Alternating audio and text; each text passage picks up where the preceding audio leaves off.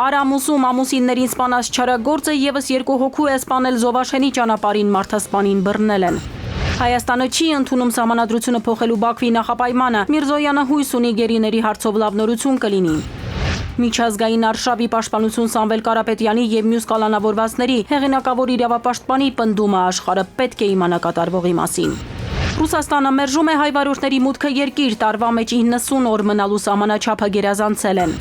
Գործը չի հասնի դիվանբաշուն, գործատու աշխատող վեճերը լուծելու նոր տարբերակ, որ կազատի դատարանի դուռը գնալուց։ Ոսկու գինը թռիչքաձև աճել է, տնտեսագետները պատճառների մասին։ Հայտնի է Մերձավանի նոր համայնքապետի անունը, բնակիչները պահանջում են համայնքից արտաքսել նախկին պաշտոնակատարին։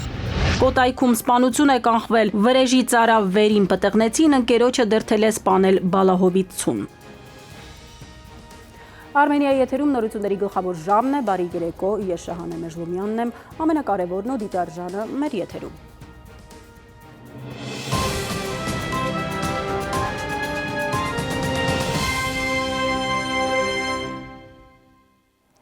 Նոր մանրամասներ սահմռկեցուցիչ սպանություններից, որ 2 օր է լարված են պահում հանրությանը, Արամուսում ամուսինների սպանությանը հաջորդել է եւս 2 հոգու սպանություն։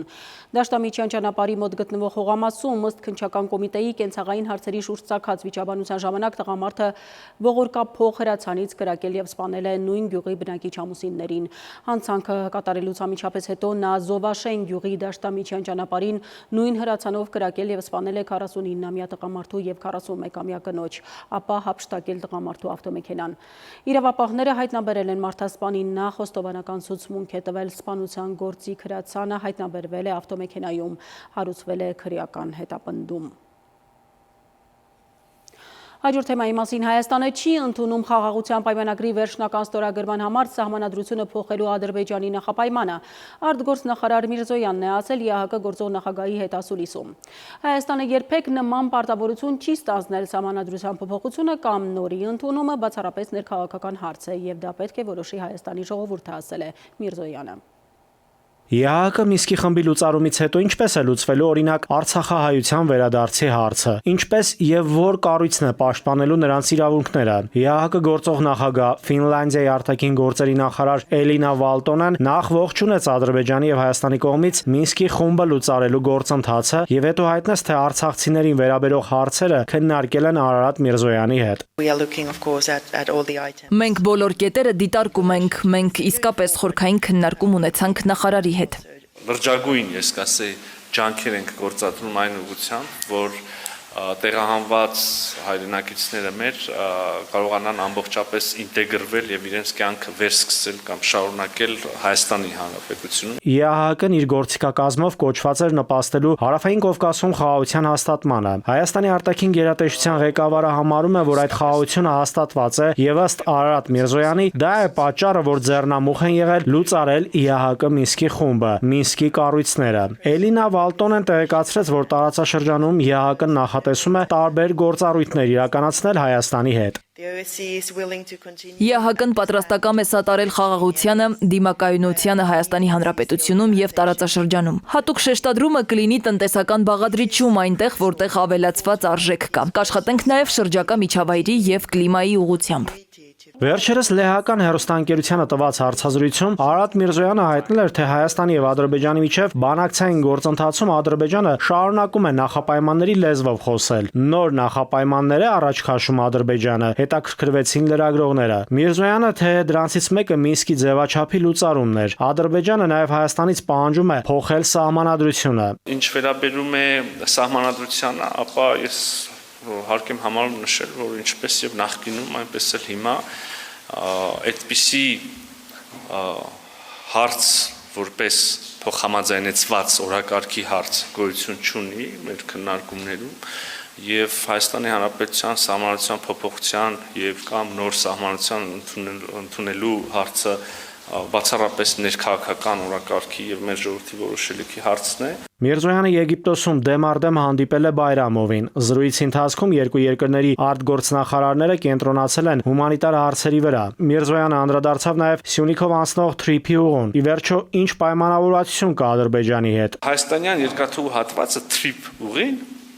պետք է դեռ շարունակվի, ուրեմն պայմանները, տեխնիկական լուծումները պետք է դեռ հստակեցվեն Հայաստանի եւ Ամերիկայի Միացյալ Նահանգների կողմից, կլինի հայ-ամերիկյան համատեղ ընկերություն, որը կստանձնի ուրեմն պատասխանատվություն այդտեղ կառուցապատման եւ հետագա շահագործման ուղղությամբ։ Իդեպ Էլինա Վալտոնեն տարածաշրջան այցը պետք է սկսեր Ադրբեջանից։ ԵԱՀԿ գործող նախագահը այդ երկիր պետք է այցելեր դեռ հոկտեմբերի 13-ին եւ հանդիպեր ԵԱՀԿ Մինսկի գործունեությունը անընդհատ վատաբանող այդ կառույցին տարբեր պիտակավորումներ կպցնող Ալիևին։ Ադրբեջանի ԱԳՆ-ից սակայն հայտնել են, թե նախագահը մերձավոր արևելքի խաղաղության գագաթնաժողովին է մեկնել։ Երբ կայցելի Վալտոնեն Ադրբեջան հայտնի չէ։ Այցին նոր ամսաթիվ պետք է համաձայնեցնեն։ Նաիրի Մուրադյան, ժամը լրատվական։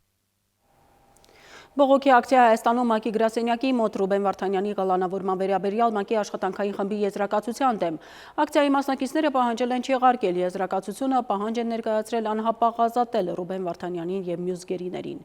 Իդեպ ընտանիքի հետ կարողացել է կապի դուրս գալ Բաքվի բանտում պահվող հայ գերիներից Վիգեն Ուլջեքչյանը, նա ծխախոտ եւ կարտոֆիլ է ուզել ասել, որ կարողանում է միայն կարտոֆիլ ուտել։ Ընտանիքը դիմել է իրավապաշտպան Սիրանուշ Սահակյանին, որն ասել է, որ Բաքվում Կարմիր խաչի գործունեության դադարեցումից հետո փաստացի որևէ այլ կերպ հնարավոր չէ գերիներին հագուստ կամ ուտելիք փոխանցել։ Հաջորդ թեմայի մասին Սամվել Կարապետյանի փաստաբանների խումբը միջազգային արշավ է սկսում ի պաշտպանություն ազգային բարերարի եւ մյուս կալանավորված անձանց։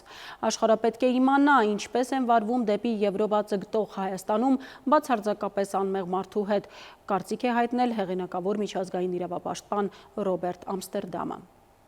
Մինչև հունիսի 17-ը Սամվել Կարապետյանը որևէ քրեական գործում նույնիսկ վկայի կարգավիճակ չուներ ու հանկարծ գրոհ սկսվեց նրա դեմ։ Լրագրողների հետ հանդիպման եկած միջազգային իրավապաշտպան Ռոբերտ Ամստերդամը ամենասկզբից է վերլուծում ազգային բարերարի գործը։ Ասում է 45 տարվա իրավապաշտպանական գործունեության ընթացքում Ուգանդայից մինչև Բանգկոկ ինչ ծանր գործեր ասես, որ չեն անցել ձեռքի տակով, այսպիսի բան չի տեսել։ Ադրբեջանի կառավարությունը երկու հայ միլիարդատերերի հետևից է ընկել։ Մեկը Ռուբեն Վարդանյանն է, մյուսը Սամվել Կարապետյանը։ Մարդիկ իրենց պետք է հարց տան։ Ինչու է Կարապետյանը Հայաստանում կալանավորված։ Բացարձակապես անմեղ մարդ, ում կալանավորել են այն ժամանակ, երբ եկել էր մասնակցելու հոր 40-ին։ Այսինքն քաղաքական ակցիայի ցույցի չէր մասնակցում։ Եվ ելնելով նրա խոսքերի համատեքստից միանգամայն պարզ է, որ մտքով անգամ չի անցել որևէ գրոհ կազմակերպել։ Ամստերդամը ազգային անվտանգության մեկուսարանում տեսակցել է Կարապետյանին, պնդում է վատագույն պայմաններում են պահում նրան, խտրականորեն թիրախավորում։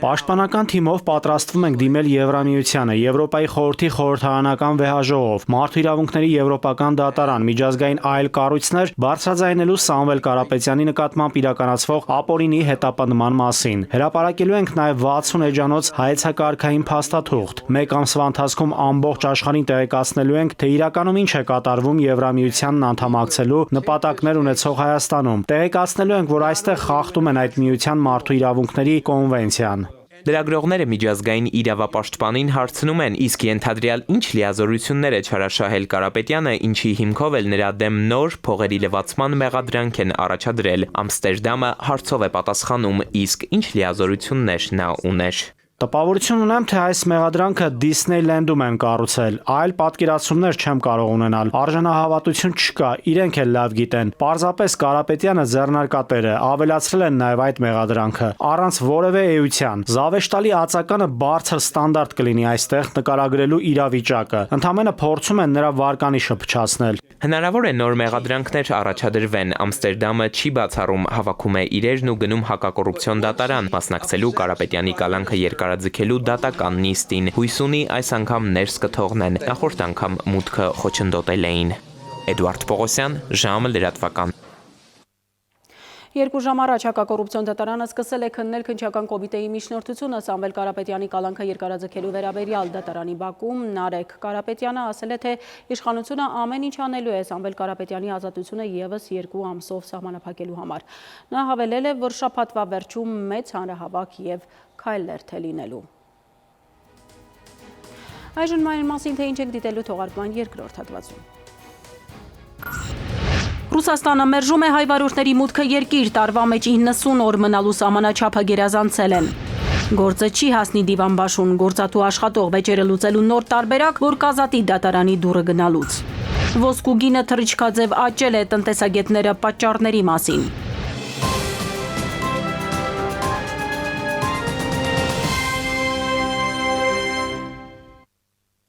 Ժամը շարունակում է աշխատանքը Արմենիայի ուղիղ եթերում։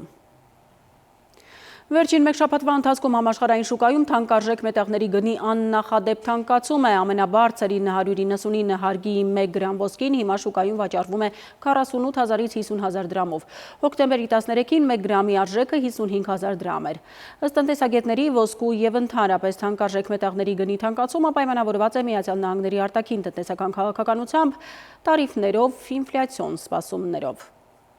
Այս ընթացքում քաղաքական, տնտեսական անորոշությունները ստիպում են ներդրողները սովորաբար այդ շրջաններում ոսկու մեջ են ներդրում անում, այսինքն իրենք դուրս են գալիս ուրիշ ակտիվներից ոսկի են դնում, այն փուլերում երբ որ բացի ինֆլյացիոն սպասումներ են կամ անորոշությունները մեծ են, ոսկու գինը աճում է, որտեղ պահանջարկը մեծանում է։ Ոչ թե դատարան գնալ, այլ հատուկ հանձնաժողովի դուռը թակել, որ կփորձի հաշտարարի դերը ստանձնել եւ կարգավորել գործատուի ու աշխատողի միջև ցակած վեճերը։ Օրենքի նախագիծը նպատակ ունի ազատել դատարանները ծանրաբեռնվածությունից։ Փորձագետները մտավախություն ունեն, որ դատարանների ծանրաբեռնվածությունը այժմ կընկնի 3 հոգանոց հանձնաժողովի ուսերին։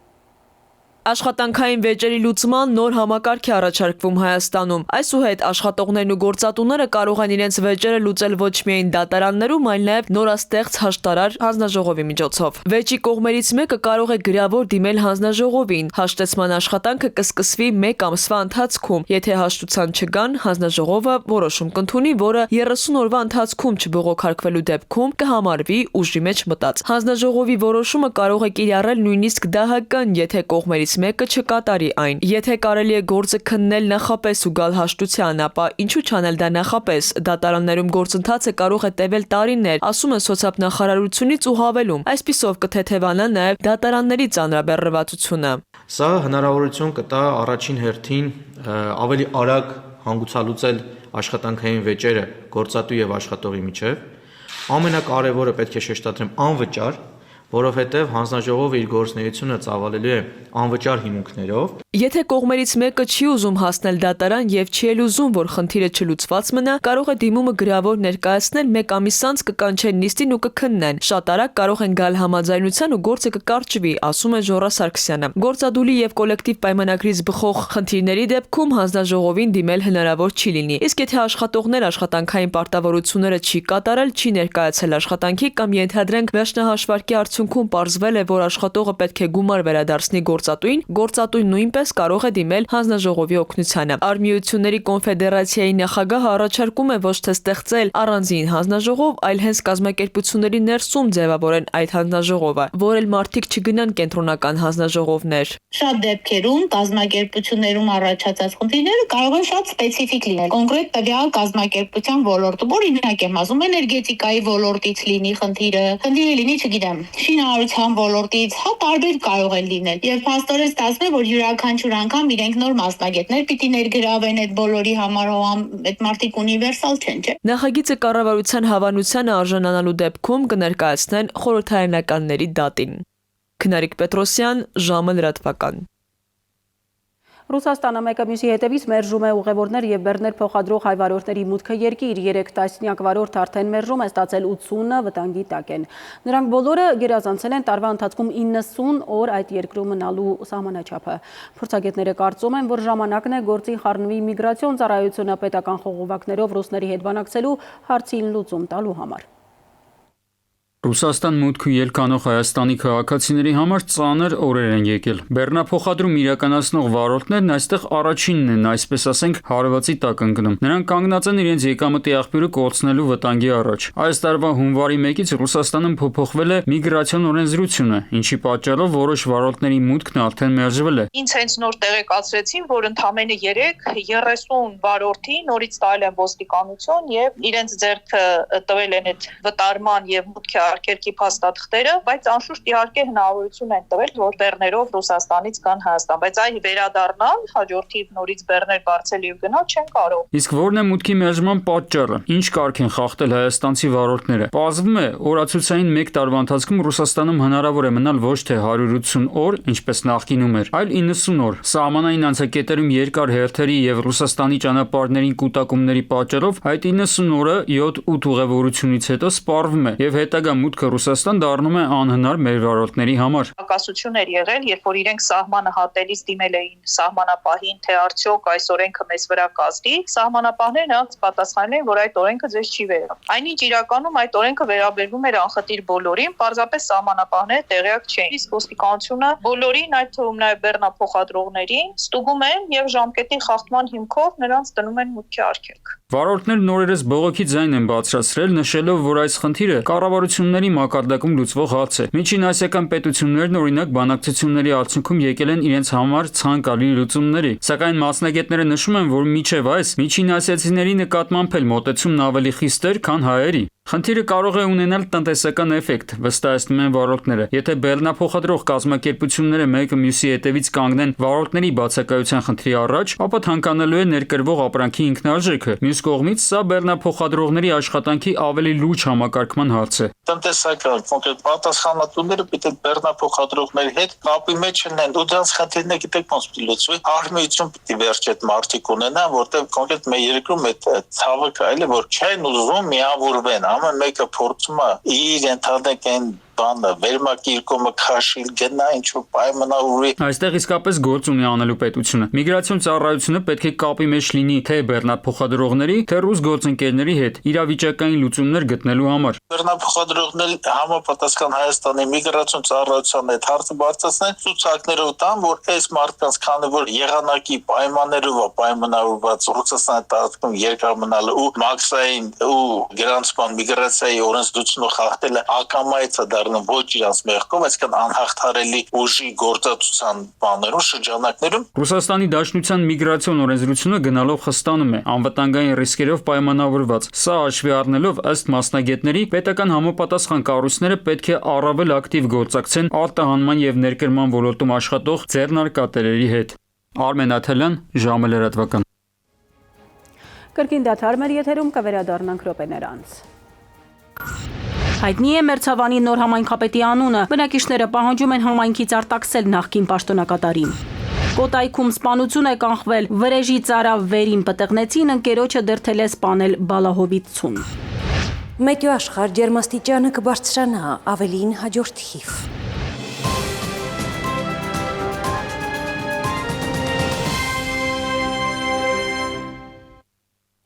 Մենք վերադարձանք, շարունակում ենք թողարկումը։ Ինչպես են ալգորիթմներն ու նեյրոնային ցանցերը ձևավորում նորարարությունները, մեկ տասնյակից ավելի միջազգային հեղինակավոր փորձագետներ քննարկել են Երևանում անցկացված Silicon Mountains 2025 գագաթնաժողովում։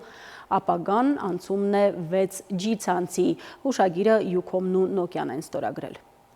Ucom-ի գլխավոր տնօրեն Ռալֆ Երիկյանը եւ Nokia-ի բջջային ցանցերի Եվրոպայի շուկայի ղեկավար ավագ փոխնախագահ դոկտոր Ռոլֆ Վերները Silicon Mountains 2025 արհեստական բանականության անատոմիան տեխնոլոգիական գագաթնաժողովի շրջանակում ստորագրեցին փոխըմբռնման հուշագիր։ Ինքնավար ցանցերը եւ արհեստական բանականության կիրառությունը 6G համար թեմայով։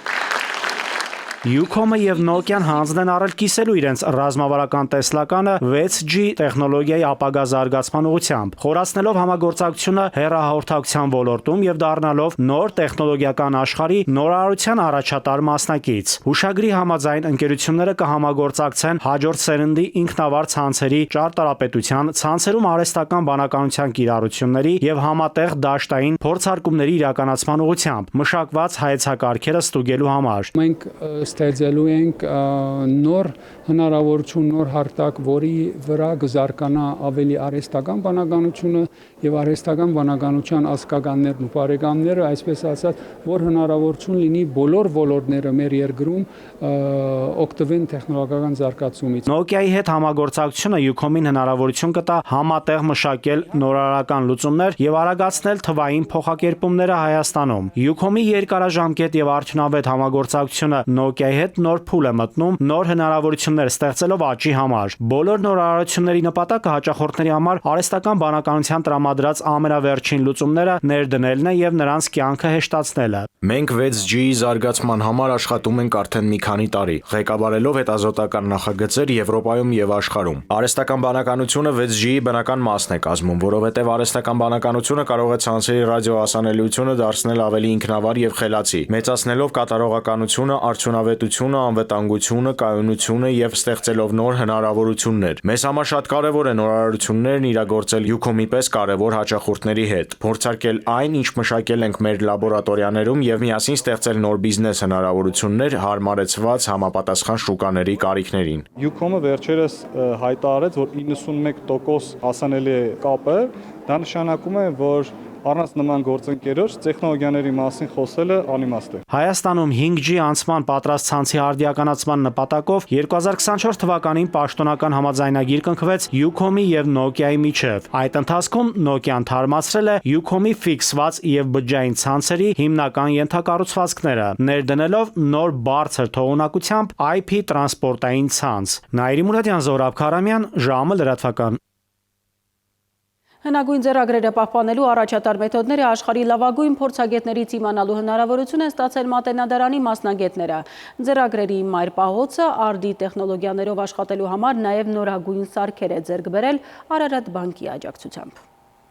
Մատենադարանում այս օրերին աշխարհի տարբեր պետություններից վերականգնող լավագույն գիտնականները քննարկելու են ձեռագիր եւ տպագիր ժառանգության պահպանման ոլորտում կիրառվող նորագույն տեխնոլոգիաները։ Հիշողության կերպարանքները միջազգային գիտագործնական սեմինարի անցկացմանն աջակցել են Կրթության, գիտության, մշակույթի եւ սպորտի նախարարությունը, Եվրամիությունը եւ Արարատ բանկը։ Ֆինանսական հաստատության շնորհիվ վերջին տարիներին Մատենադարանում մի շարք նախագծեր են իրականացվել։ 18 երկրներից 30 պատվիրակներ ժամանել են Հայաստան, նրանք բոլորը մասնագետներ են, գիտնականներ են եւ հիմնական իրենց ջանքերը ուղղված է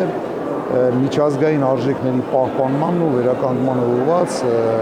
լավագույն տեխնոլոգիաների կիրառմանը։ Շատ լայն համագործակցություն ունենք մասնավոր հատվածի հետ, բայց հանուն արդարության պիտի ասեմ, որ Արարատ բանկն է այն առաջին կազմակերպությունը, ֆինանսական կազմակերպությունը, որի հետ Մատենադարանը սկսեց իր լայն ճանապարհը մասնավոր հատվածի հետ։ Սեմինարի ընթացքում քննարկվող առաջատար փորձը հետո տարբեր երկրներից ժամանած վերականգնող մասնագետների կողմից կիրառվում է իրենց գիտամշակութային կենտրոններում։ Դեռևս 2024-ին Մատենադարանում Արարատ բանկի աջակցությամբ ստեղծվել, արդիականացվել եւ վերազինվել է ձեռագրերի կենսաքիմիական հետազոտությունների լաբորատորիան։ Մենք որպես ֆինանսական կառույց ընդամենը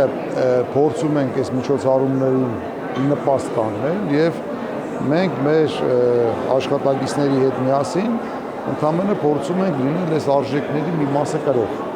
Սա է մեր հիմնական առաքելությունը։ Այն ինչ մենք անում ենք մասնավորի հետ, մասնավորաբար Արարատ բանկի հետ, բացի նյութական աջակցությունը, ֆինանսական աջակցությունը, ունի երկուստեք նաև բարոյական նշանակություն, որովհետև իսկապես Մատենադարանը այն հաստատությունն է, այն կենտրոնն է, միջազգային հնչեղության ու վարկանիշի այն կառույցն է, որ ենթադրում է համահայկական մասնակցություն։ Տարեկան 100,000-ից ավելի զբոսաշրջիկ ընդունող ձեռագրատանը միջազգային նորմերին համապատասխան պահպանություն կազմակերպելու համար Արարատ բանկի աջակցությամբ ամբողջությամբ արդիականացվել են կառույցի տեսահասկման եւ անվտանգային համակարգերը։ Կատարած համատեղ աշխատանքի գնահատանքով սեմինարի բացման արարողության Նարա Խզմալյանը Մեհեր Անանյանին շնորհեց Մատենադարանի բարերար ոսկե մեդալը, իսկ Արարատ բանկի անունն այլևս երկրի գլխավոր գրապահոցի պատվո կամարին է։ Արմեն Նաթալյան, Զորաբ Քարամյան, ժամը լրատվական։ Global High-Tech մրցանակը ստանալու համար Երևան է ժամանել Վինսենտ Ռոշը, հայտնի տեխնոլոգիական ընկերության ղեկավարը, այս տարվա պետական մրցանակի դափնեկիրն է։ 16 տարի մրցանակաբաշխության կողքին է Վիվան։ Բարձր տեխնոլոգիական ոլորտում համաշխարհային ներդրման համար Հայաստանի պետական մրցանակի 16-րդ դափնեկիր ADI ընկերության գործադիր տնօրեն եւ տնօրենների խորհրդի նախագահ Վինսենտ Ռոշը Հայաստանում է։ ADI-ում մենք ներդրումներ ենք կատարում մարդկանց եւ գաղափարների համար, որոնք առաջ են մղում տեխնոլոգիաները իշահ հասարակության եւ մոլորակի, որպեսզի միասին կարողանանք շարունակել դրական ազդեցություն ունենալ ամբողջ աշխարհում ու գալիք սերունդների համար։ Իրենց հետքը կիսաղորդիչների դիզայնի եւ մյուս բոլոր ուղղություններում շատ երևացող է։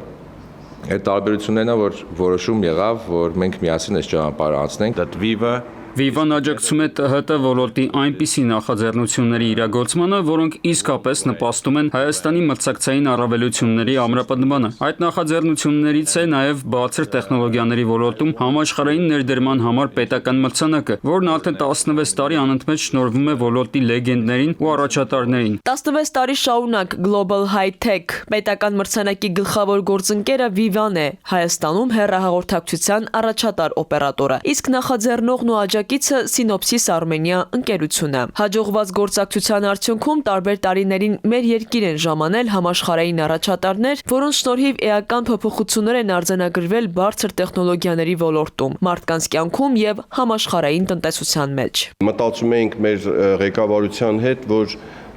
ժամանակն է արդեն այնպիսի ամբիցիոզ միջոցառումներ ձեռնարկել, որը կունենա համաշխարհային հնչեղություն եւ Synopsys-ի համար դա շատ կարեւոր էր եւ հեղինակության եւ Հայաստանի ճանաչողության առումով։ Ռոշին մրցանակը հանձնվելու է հոկտեմբերի 15-ին։ Ընդունված կարգի համաձայն դափնեկիրը կայցելի նաեւ Հայաստանի ազգային պոլիտեխնիկական համալսարան, որտեղ նրան կշնորհվի բուհի պատվավոր դոկտորի կոչում։ Այցի օրակարգը ընդգրկում է նաեւ հանդիպում Հայաստանի 6 բուհերի ուսանողների հետ, ինչպես նաեւ այդ Synopsys Armenia-ի կենտրոն եւ ուսումնական դեպարտամենտ։ Քնարիկ Պետրոսյան, Վահրամ Ավոյան, ժամը լրատվական։ Թեհրանում նոր բացվող մետրոյի կայարանը կկրի Սուրբ Մարիամ անունը։ Մահմեդական երկրում կայարանը Հիսուսի մոր Մարիամի անունով կոչել է, տեղի հայերը համարում են խորը հարգանքի նշան քրիստոնյաների նկատմամբ։ Օրվա մյուս ուշագրավ լուրերը մեկ տեսաշարով։ Մերձավանի վարչական շրջանի ղեկավար է նշանակվել Աշոտ Զոհրաբյանը, հայտնել է Փարաքար համայնքի ղեկավար Օնիկ Ախվերդյանը։ Նրա խոսքով Զոհրաբյանը Մերձավանի համայնքապետ վաղուց է նշանակված եղել։ Վալոդիա Գրիգորյանն է ընտրվելուց հետո նրան նշանակել, իսկ ինքը պարզապես նրան վերանշանակել է այդ պաշտոնում։ Նշենք, որ մինչև այդ Մերձավանի համայնքի ղեկավարի պաշտոնակատար էր նշանակվել Մհեր Ախտոյանը։ Դեռևս Փարաքար խոշորացված համայնքի ղեկավարի պաշտոնակատար ՔՊԱ-կան Լյուդվիգ Գյուլնազարյանի որոշմամբ, իսկ հիմա ի դեպ բնակիչները պահանջում են նրան արտաքսել համայնքից։ Արարատի մարզի Արտաշատ համայնքի ավականու նախկին անդամն իր պաշտոնավարման դադարեցումից հետո օրենքով սահմանված ժամկետում կոռուպցիայի կանխարգելման հանձնաժողով չի ներկայացրել 2021 թվականի պաշտոնեական պարտականությունները դադարեցնելու օրվա դրությամբ արկա գույքի, եկամուտների, ծախսերի եւ շահերի հայտարարագիրը։ Փոխանցում են հակակոռուպցիոն կոմիտեից։ Նրան տուգանել են 200,000 դրամ։ Վարչական այս տուգանքից հետո էլ հայտարարագիրը չի ներկայացրել եւ նրան մեղադրանք է առաջադրվել քրեական օրենսգրքի 444-րդ հոդվածի առաջին մասով։ Բնապահպանության եւ ընդերքի տեսչական մարմնի աշխատակիցները արձանագրել են ապօրինի փայտանյութի տեղափոխման եւ օդի աղտոտման դեպքեր։ Կոտայքի մարզի Երևան-Սևան մայրուղով երկու քաղաքացի Զիլ Մակնիշի բեռնատար ավտոմեքենաներով փորձել են առանց համապատասխան փաստաթղթերի ապօրինի տեղափոխել ընդհանուր 15 խորանարդ մետր կողահատ տախտակ։ Նույն ավտոճանապարհի Չարենցավան, Հրազդան, Սոլակի հատվածներում Գազել եւ Զիլ Մակնիշի ավտոմեքենաներում է հայտնաբերվել ընդհանուր 18.6 խորանարդ մետր վառելափայտ առանց փաստաթղթերի։ Ապօրինի փայտանյութ տեղափոխող բոլոր բեռնատարները տեղափոխվել են ներքին գործերի նախարարության ոստիկանության պահպանվող հատուկ տարածքներ։ Վերին Պտղնի գյուղի վարչական տարածքում նույն գյուղի 35-ամյա բնակչի եւ Բալահովիտ գյուղի 33-ամյա բնակչի միջև հուլիսի վերջին տեղի ունեցած վիճաբանությունն ավարտվել էր դանակահարությամբ, ինչից հետո 35-ամյա տղամարդը վրեժխնդրության նպատակով համագյուղացի 28-ամյա ընկերոջը դրդել է սպանել 33-ամյա Բալահովիցուն։ Այս 28-ամյա երիտասարդը ժամանելով Հայաստան ապօրինի ձեռք է բերել հրազեն, փամփուշտներ եւ մարտական նռնակ։ Նա կատարել է 33-ամյա Բալահովիցուն սպանելու նախապատրաստական գործողություններ։ Նրա տան հարևանությամբ վարձակալել է առանձնատուն եւ հետևելով տեղաշարժին կատարել է լուսանկարահանումներ։ Սակայն Բալահովիցին հայտնաբերել է նրան եւ ընկերների հետ ծեծի ենթարկել։ Կոտայքի իրավապահները կանխել են սպանության մտադրությունը։ Հանցավոր խմբի անդամները հայտնաբերվել եւ կալանավորվել են։ Սվետլանա Ավդիշյան, ժամը լրատվական։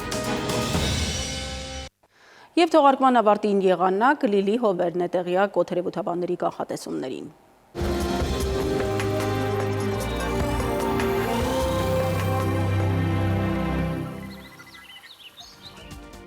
Բարերեկո եղանակի տեսության հովանավորն է Ֆերոսի ապրանքանիշը, իր հուսալի անվտանգ գերխնայող գազի կաթսաներով, Դրանք պաշտոնապես ներկայացված են էքստերիեր խանութ սրահներում, Ֆերոսի եղանակ ստեղծող կաթսաներ, Մետեո աշխարհ նախ Հայաստան։ Մեր երկրի մեծ մասում չորեքշաբթին կանցնի արևոտ երկնքով, առանց ստեղումների, ջերմաստիճանը կբարձրանա եւս 6 նիշ։ Վաղը ցերեկը Շիրակում, Կոտայքում, Գեղարքունիքում, Արագածոտնի եւ Վայոց-Ձորի լեռնային գոտիներում կդիտվի 14-ից 18 աստիճան։ Վայոց-Ձորի եւ Արագածոտնի նախալեռներում կանխատեսվել է 13-ից 16, Լոռիում 17-ից 20, Տավուշում 20-ից 22 աստիճան, Արարատում, Արմավիրում կդիտվի 20-ից 23, Սյունիքի հովտային գոտիներում սպասվում է 20-ից 24, Սյունիքի նախալեռներում 16-ից 20 աստիճան։ Երևանում օրը կանցնի առանց ստեղումների, արևոտ երկնքով։ Այս գիշեր սպասվում է 6-ից 8, ցերեկը 20-ից 22, երեկոյան 14-ից 16 աստիճան։ Այսքանն էինք պատրաստել այսօրվա համար, ես ձեզ հրաժեշտ եմ տալիս եւ մաղթում խաղաղ գիշեր։